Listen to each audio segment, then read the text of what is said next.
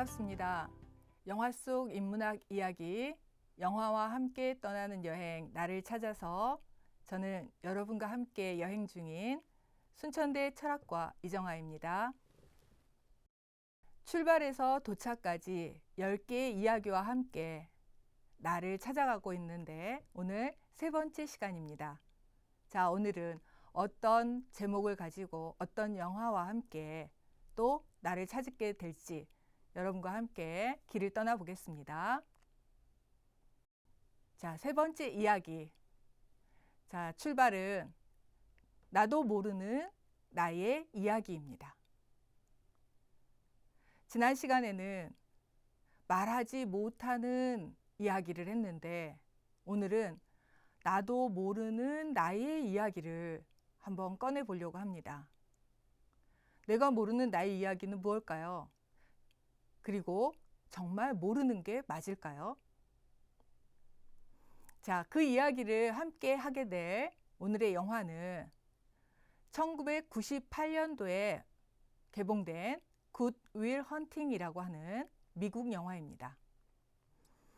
한 젊은이와 수염이 덥수룩한 노신사의 모습이 다정한데요. 자, 저 모습으로 봐가지고 아버지와 아들 같기도 하고, 그런데 상담해주는 교수와 제자라고 하기는 좀 그렇고요. 상담을 받는 젊은이의 윌이라고 하는 젊은이의 모습입니다. 그 옆에 있는 사진은 젊은이와 그 상담해주던 교수가 감격에 겨워서 포옹하는 장면인데요. 영화를 나중에 보시면 저 장면이 나올 때 다들 눈시울을 붉히게 되실 텐데요. 제가 요즘에 와서 영화를 보면서 우는 횟수가 좀 더 많아졌어요. 근데 이 영화를 적어도 제가 20번 이상은 본 것 같아요. 수업을 하면서 수업 자료이기 때문에도 보기도 하고 또 저 개인적으로도 좋아해서 봤는데 볼 때마다 이 장면에서는 주체할 수 없이 눈물이 나네요. 여러분은 어떠신지, 여러분도 그러실지 같이 공감하셨으면 좋겠습니다. 자, 낯익은 장면이신 분들도 많으실 텐데요. 코로나 상황 이전의 모습이긴 합니다만 인천국제공항의 모습입니다. 해외로 출국하는 사람들 또 들어오는 사람들로 분주한 모습들인데요. 저 모습이 공간만 조금 다를 뿐이지 도심의 출근길 혹은 또 어딘가를 떠나고 또 차를 기다리는 정거장의 모습, 어디를 가나 저렇게 요즘은 인산인해로 사람들이 북적입니다.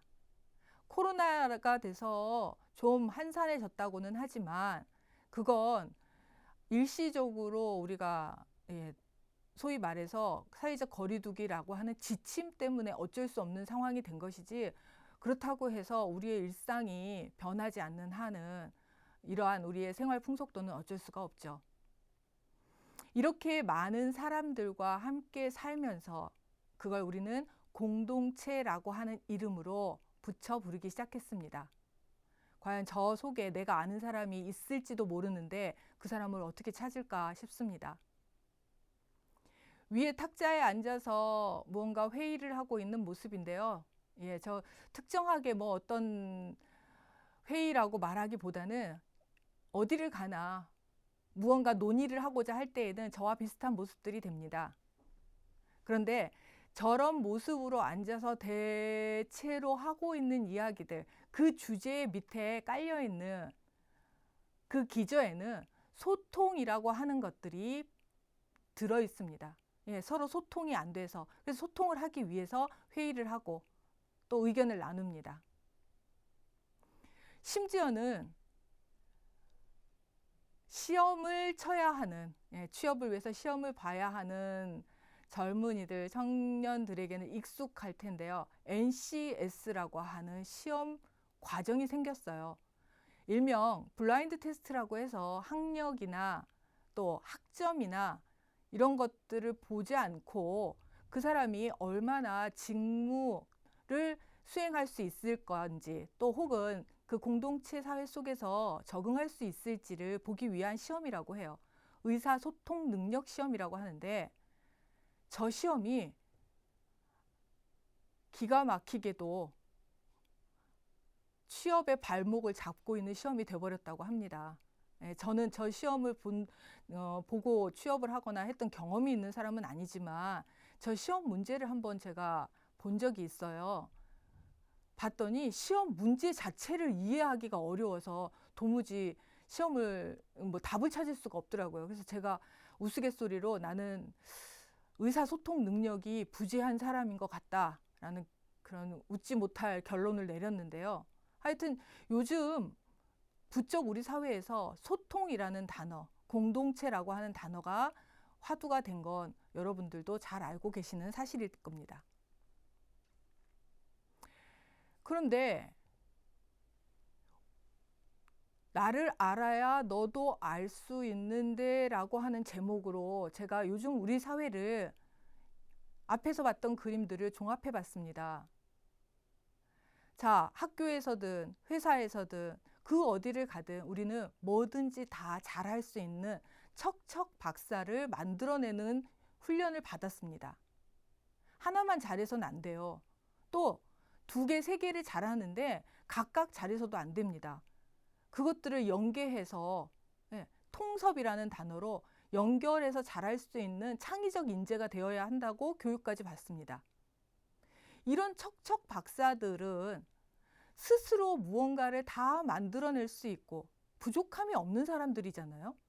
그런데 그런 사람들이 모여서 공동체를 만들어야 한다고 같이 고민하고 있어요. 자, 여기서 저는 한 가지 의문이 듭니다. 공동체의 기본적인 존재의 이유는 부족함이라고 하는 데서 시작이 됩니다.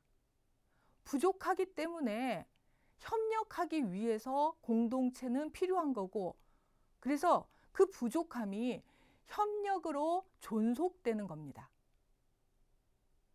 쉽게 말하면 어촌 마을에서는 물고기가 풍부하지만 산에서 나는 열매나 혹은 나물이나 이런 채소들이 없기 때문에 이걸 같이 가질 수 있는, 서로의 부족함을 채워줄 수 있는 그런 공동체가 만들어지는 거죠.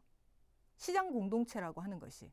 그런데 물고기도 많고 열매도 풍부하고 곡식도 많다면 굳이 다른 사람들과 공동체를 만들 필요가 있을까요? 그래서 척척 박사들을 만들어낸다고 하는 것과 공동체를 구성해야 한다라고 하는 것, 이것 자체에서 과연 우리가 진정한 의미의 공동체를 만들 수 있을지 물음표를 만들어 봐야 하지 않을까 싶습니다. 다음, 호모 데우스가 소통을 한다고 라고 제가 의문을 한번 제시해 봤습니다. 호모 데우스는 제가 하는 말이 아니고 여러분들 잘 아시다시피 최근에 베스트셀러가 된 책 이름이죠. 호모는 사람을 지칭하고 데우스는 신을 지칭합니다. 그래서 사람 스스로가 신이 된 어떤 세상, 하늘에 있는 신이 존재하는 것이 아니라 인간 스스로가 신이 된 세상이라고 하는 것을 이야기한 책의 제목인데, 그렇게 완벽한 존재가 된 사람이 소통을 한다고? 신이 소통을 한다고? 소통이라고 하는 것의 출발은 제가 생각하기에 당신은 누구세요? 라고 하는 질문에서 시작이 됩니다. 초등학교 어린 아이들이 학교에 처음 갔을 때 모르는 아이와 짝으로 앉으면 제일 먼저 하는 질문은 너 이름이 뭐니? 입니다. 수줍어서 그 말을 못 건네는 아이가 먼저 말을 걸어준 아이에게 고마워하면서 내 이름은 이정아야. 이 대답이 이루어지면서부터 둘은 소통이 시작되고 친구가 되는 거죠. 그런데 이미 그 사람이 이정아인 걸 알고 있고 쟤는 어디서 살고 뭐하고 다 알고 있는데 그런데 소통이 필요할까요? 소통은 질문을 하는 것에서 시작이 됩니다. 질문하지 않는 상황에서 소통이란 그저 형식적인 관계일 뿐이죠. 마지막으로 나는 그냥 나이기 때문에 소중합니다. 한때 광고 카피에 그런 게 있었죠. 나는 소중하니까. 근데 그 카피가 거기에서 끝났어요. 나는 소중하니까. 그래서 제멋대로 해도 되고, 나는 내 마음대로 해도 되고, 나의 개성은 소중한 것처럼. 그 뒤에 말이 끊어져 버린 거죠. 나는 소중하니까. 그래서 다른 나인 너도 소중한 거죠. 소중한 각자가 다 존재하는 것이 세상인 거죠. 그래서 그 광고 카피가 완벽했더라면 혼란을 조금 더 일찍 막을 수 있었을 텐데 나는 소중하니까 해서 끝나버렸어요.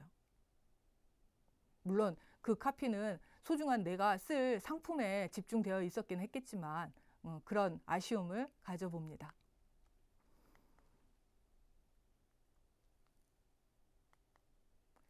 자, 오늘의 영화를 소개합니다. 오늘은 굿 윌 헌팅이라고 하는 미국 영화입니다. 거스 밴 센트 감독이 1998년에 만든 영화인데요. 여기 저 젊은 청년은 자신이 천재적인 재능을 갖고 있다는 사실을 모릅니다.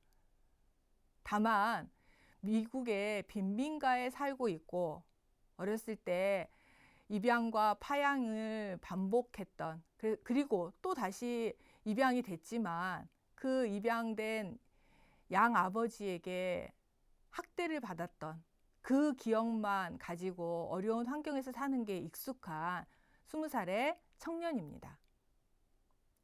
그리고 미국의 어느 대학에서 청소 일을 하고 있는 일용직이에요. 오른쪽에 있는 저 턱수염이 멋있는 저 아저씨는 얼마 전에 세상을 떠난 유명한 영화 배우인데 저 배우 때문에 이 영화가 다시 재개봉되기도 했었죠. 심리학과의 교수이고 심리학자인데 저 교수는 쇼 교수인데 저 쇼 교수는 계속 빈정대기만 하는 윌에게 질문을 하고 그리고 그 답을 끊임없이 기다려줍니다. 그러던 과정에서 화를 내고 사과하는 선생님한테 진심이 나와버렸어요. 이 청년이. 왜냐하면 지금까지 수없이 상담을 받아왔지만 모두가 이 청년에게, 윌에게 위로를 하거나 혹은 좋은 말로 덮고 넘어갔기만 했거든요. 윌이 생각할 때는 자기가 모든 상담자들을, 어른들을 속아 넘길 수 있었다고 생각했던 거죠. 사실은 속아 넘어간 게 아니고 귀찮고 성가시고 구제불능이라고 생각하니까 그냥 그대로 내버려 둔 것일 뿐인데 윌은 자기가 속아 넘겼다고 생각을 했었던 거죠. 그런데 쇼 교수는 그와 달랐어요. 첫 번째 상담 시간에 쇼 교수 방에 와서 이것저것 보면서 아는 척을 하고 잘난 척을 합니다. 왜냐하면 그 잘난 척이 대충 하는 잘난 척이 아니에요. 천재적인 머리를 갖고 있기 때문에 무엇이든지 보면 잘 외울 수 있고 암기력도 대단할 뿐더러 그런 것들을 다 활용해낼 수가 있어요. 그래서 그림을 보고 평가를 하고 자기 제멋대로 자기 나름대로 그게 자신의 생각이 아니라 어디에선가 보고 외운 것들을 들춰내서 말을 하죠. 그것이 쇼 교수의 심기를 건드렸고 죽은 아내에 대한 비난으로 들렸던 거예요. 그러자 쇼 교수는 지체 없이 화를 냅니다. 지금까지의 상담자와는 너무나 다른 태도를 보이는 거죠. 영화 내용이 점점 궁금해지시죠? 자, 여기 소개된 링크에서 여러분들을 영화 내용에 대한, 그리고 전체 영화를 보고 싶게 더 호기심을 자극할 수 있게 안내해 드릴 겁니다. 잠시 영화를 감상하고 오시겠습니다.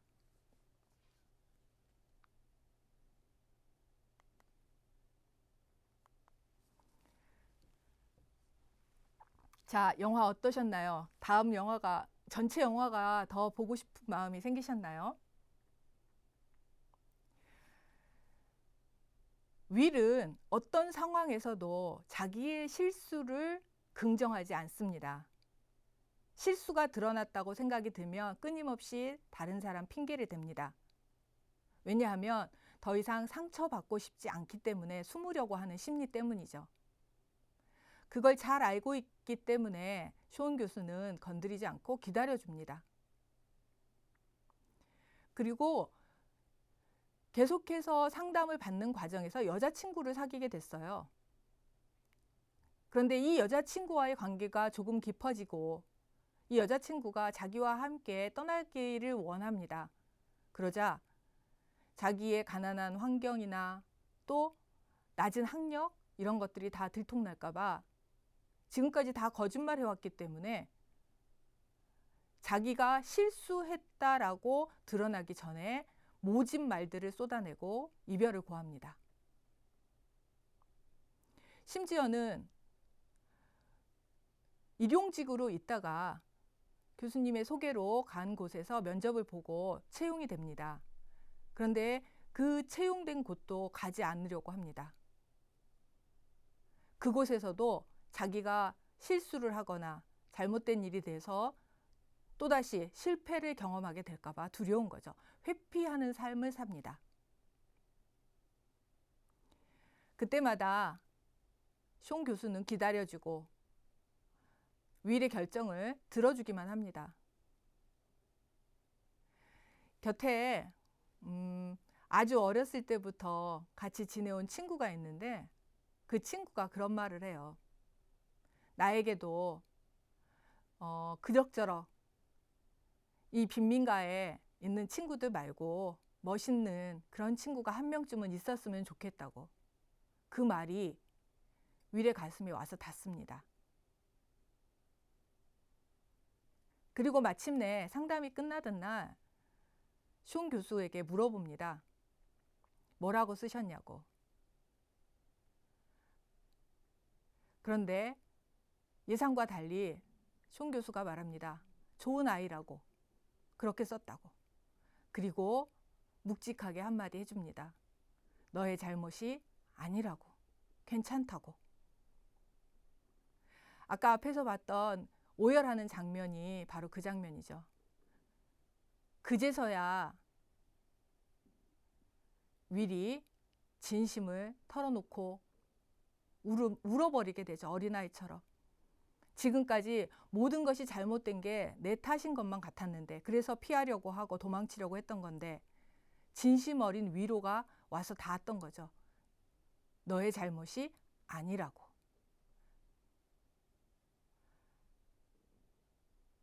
제가 마지막에 써놓은 말이 그 말이에요. 어른들이 하시던 말씀인데요. 고름은 덮어도 살이 되지 않는다.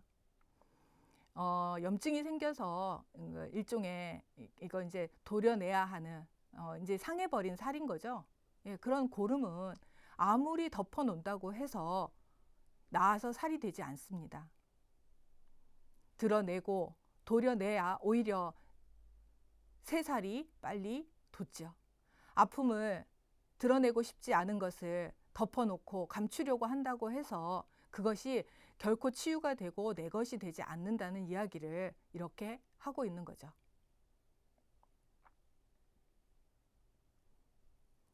윌이 진심으로 받고 싶었던 건 그냥 괜찮다는 말이 아니고 너의 잘못이 아니라는,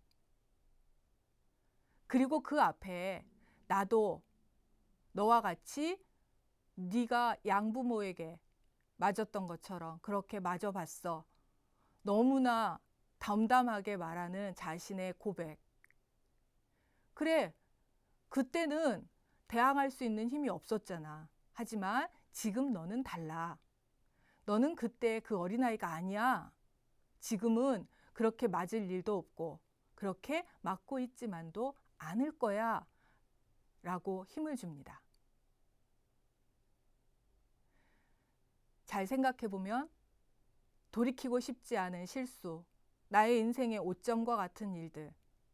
그러나 그땐 그렇게 하지 않으면 안 될 만큼 상황이 그랬고, 내가 어렸고, 내가 미숙했고, 혹은 내가 그 무엇을 지킬 수 있는 상황이 아니었던 거죠. 만약 같은 일이 지금 일어난다면 상황은 다르겠죠. 그런데 내가 지금도 그 아이와 같은 마음이라면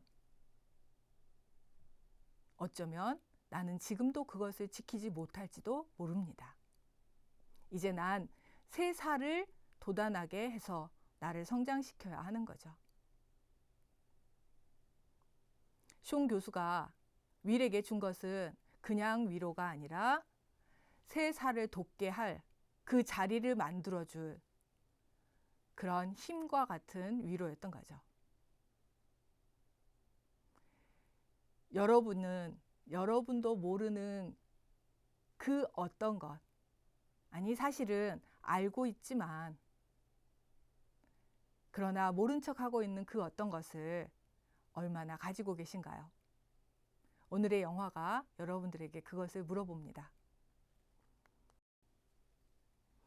자, 세 번째 여행의 일기를 저는 이렇게 써보았습니다. 완벽하지 않아도 나는 소중하다. 왜냐하면 모든 것이 나니까. 완벽하고 완전하고 아름답고 빛나고 그럼 더 좋겠죠. 하지만 아직은 그때가 아닌가 봐요. 조금 부족하고 조금 모자라고 또 조금은 덜 빛나고 조금 삐뚤삐뚤해요. 오늘 그런 거예요. 내일은 어떻게 될지 모르죠. 그런데 오늘 그런 모습을 내가 미워하고 거기에 앉아서 주저앉아서 있기만 한다면 내일의 나까지 포기하는 게 되는 거죠. 그냥 오늘 그런 거예요. 다음으로는 페르소나는 내가 아닙니다. 페르소나는 쉽게 말하면 가면이에요. 가끔은 맨 얼굴 그대로 살 수는 없어요. 여러분 앞에서 이렇게 말씀을 드리기 위해서 저는 아침에 일어나서 화장도 하고 예쁜 옷도 갖춰 입고 그렇게 해야 되겠죠. 만약 제가 잠자고 일어난 모습 그대로 나와서 여기 앉아 있다고 생각해 보세요. 그건 예의가 아니죠. 하지만 이 시간이 끝나고 나서 집에 돌아가면 편안한 옷으로 갈아입고 화장도 지우고 다시 편안한 저의 모습으로 돌아가야죠. 집에서도 제가 이렇게 하고 있다면 그러면 제 주변에 있는 가족들은 얼마나 불편하겠어요. 저 자신도 불편하고요. 그런데 늘 그렇게 살다 보면 어느 순간 진짜 나를 잃어버릴 수도 있어요. 첫 시간에 말씀드렸던 것처럼 나의 삶이 아니라 타인을 위한 내가 되어버린 삶이 되어버리는 거죠. 그래서 아무리 좋은 가면, 아무리 빛나는 가면을 써도 그 가면, 그 페르소나는 내가 아닙니다. 세 번째로 진정한 긍정은 극복하는 것이 아니라 그냥 하는 것입니다. 굉장히 유명한 영화인데 마션이라는 영화가 있어요. 거기에서 이제 우주에 혼자 남겨진 사람이 그 생활을 견뎌내고 극복해서 다시 지구로 돌아오는 모습을 그렸죠. 그런데 지구로 돌아와서 인터뷰하는 과정에서 그런 얘기를 합니다. 어떻게 지냈냐고 물어보는 사람에게 그냥 지냈다고. 그 진정으로 긍정하는 것은 그걸 극복해내려고 하고 이겨내려고 하는 것이 아니라 그냥 하루하루 견뎌내고 힘들면 힘든 대로 지내왔다고. 그러다 보니까 돌아오게 되었다고. 긍정한다고 하는 것은 이겨내고 참아내고 희생하는 것이 아니라 있는 그대로, 힘이 들면 힘이 든 대로, 미우면 미운 대로, 있는 모습 그대로 그렇구나. 꽃길이 아니어도 내 삶이니까 하고 가는 것이지. 아, 이것은 꽃길이야. 가시밭길이 어떻게 꽃길이 됩니까? 그건 거짓말이죠. 가시밭길이라서 힘이 들구나. 그래, 오늘 하루만 더 이 길을 가봐야지. 그게 진정한 긍정입니다. 거짓말을 하는 게 긍정이 아닙니다. 여러분들의 세 번째 여행에서는 어떤 나를 만나셨을까 궁금합니다. 자, 네 번째 여행을 기대하면서 오늘은 여기서 마칠까 합니다. 오늘도 소중한 하루가 되시기를 바랍니다. 감사합니다.